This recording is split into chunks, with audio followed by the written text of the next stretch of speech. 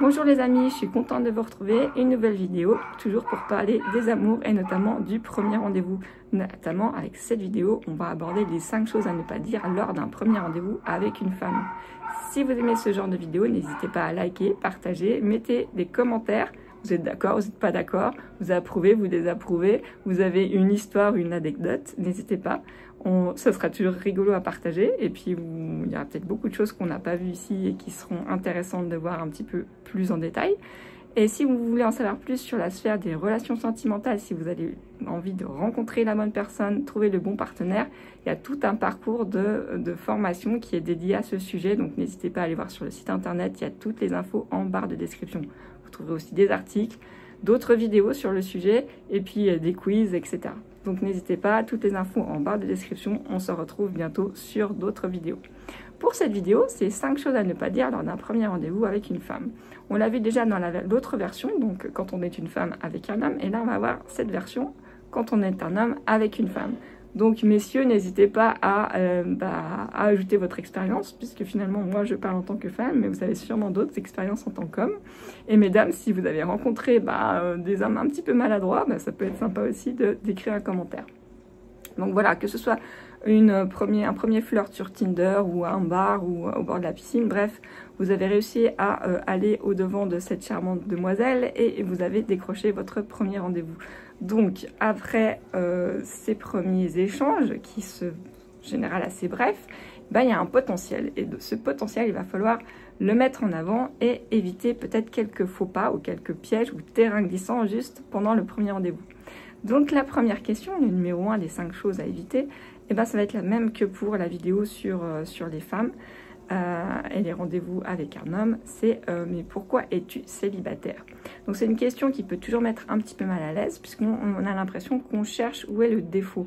Et même si c'est toujours intéressant à savoir, peut-être qu'au premier rendez-vous, c'est pas la première chose à poser ou la première question à poser. Alors si c'est manié avec tact et puis qu'on aime bien être un petit peu rentre-dedans et déstabiliser la personne en face, pourquoi pas? La façon de l'amener, ça va dépendre du contexte de la personne et de votre tempérament. Donc c'est pas une question à ne pas poser, peut-être pas au premier rendez-vous, ou alors peut-être manier avec précaution.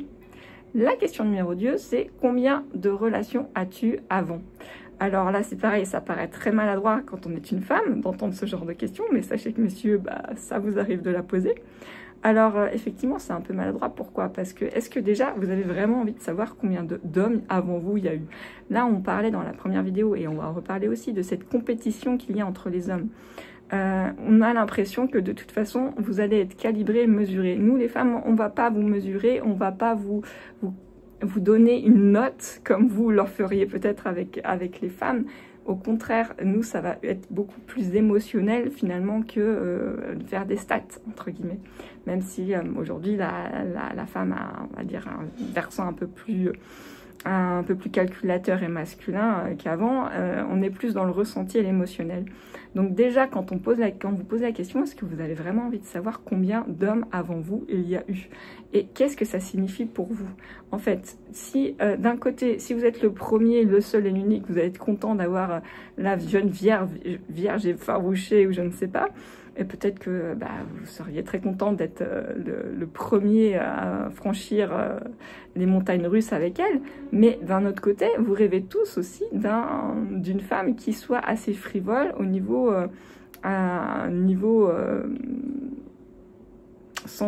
sensualité et sexualité. Donc, il n'y a pas de bonne réponse. Et sachez qu'on n'est pas dans la compétition, messieurs. Donc, ça n'a pas d'importance. Si l'importance, elle est uniquement pour vous, dites-vous que ça peut déstabiliser votre partenaire. Parce qu'elle va se dire, mais c'est quoi? Il y a un chiffre clé qu'il faut avoir. Quelle est la bonne réponse? En fait, il n'y en a pas ni pour vous, ni pour elle. Ensuite, la troisième question qui semble très maladroite, même si elle peut se comprendre également, c'est quel âge as-tu?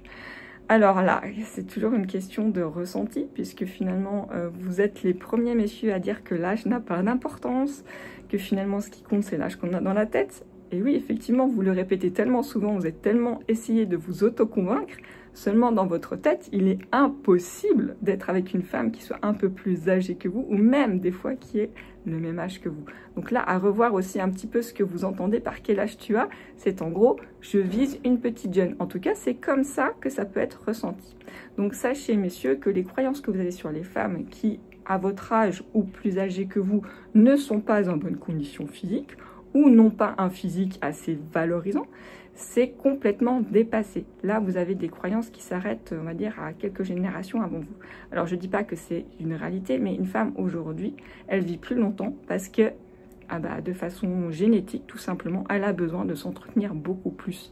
Que ce soit au niveau des hormones, au niveau du physique, effectivement, les femmes, on morphe plus facilement que les hommes. Donc, on a besoin de s'entretenir plus, tout simplement. Donc, une femme, elle va paraître souvent plus jeune que vous ne le pensez. Donc, l'âge, il n'y en a pas un de bon, en fait, messieurs. C'est plutôt à vous de savoir ce que vous désirez. Sachant que, pour une femme, c'est pareil. À votre avis, elle préfère un petit jeune qui est encore plein de dynamisme ou elle préfère quelqu'un de votre âge? Alors, ça dépend quel âge vous avez, mais potentiellement, oui, elle peut aussi se tourner vers des hommes plus jeunes, tout simplement parce qu'elle a la même image que les hommes à son âge ou plus âgés qu'elle. Ils tiennent plus la route non plus. Donc, à revoir chacun un peu ses a priori sur chacune des catégories. Donc, sachez aussi que c'est une question assez maladroite. Donc, soit parce que vous la pensez plus âgée qu'elle n'est, soit vous la pensez peut-être plus jeune, mais c'est aussi un petit peu maladroit. Alors après, on peut toujours rigoler. De toute façon, le but, c'est d'être ouvert et puis de passer un bon moment. Donc, il n'y a pas de mauvaises questions. Ça dépend comment c'est amené. Mais revoyez peut-être vos croyances par rapport à l'âge. Ensuite, qu'est-ce que tu fais dans la vie? Alors, bon, c'est une question qui est courante et qui ça s'intéresse réellement à la personne, à ce qu'elle fait. Mais posez peut-être des questions qui sont un peu plus engageantes sur les centres d'intérêt, les passions, parce qu'une femme qui a déjà eu une vie et finalement qui n'a pas pu développer une carrière professionnelle peut se sentir peut-être mise à mal par ce genre de questions. Si elle a élevé 3 enfants et qu'elle a dû s'arrêter, qu'est-ce que tu fais dans la vie? Elle va se sentir, oui, j'étais femme au foyer. Et aujourd'hui, malheureusement, c'est encore quelque chose qui est considéré comme dégradant. En tout cas, pas assez valorisant ou valorisé. Donc, plutôt poser des questions, qu'est-ce que tu as fait récemment ou qu'est-ce qui te passionne le plus dans la vie? C'est plus, on va dire, ça a plus de tact. Et puis c'est pareil, il n'y a pas de mauvaises questions, tout dépend aussi de votre partenaire et comment elle va réceptionner la question. Donc, comment vous allez amener ce genre de questions, en tout cas, comment vous allez pouvoir en savoir plus sur la personne en face. Enfin, la dernière question, tu cherches quelque chose de sérieux.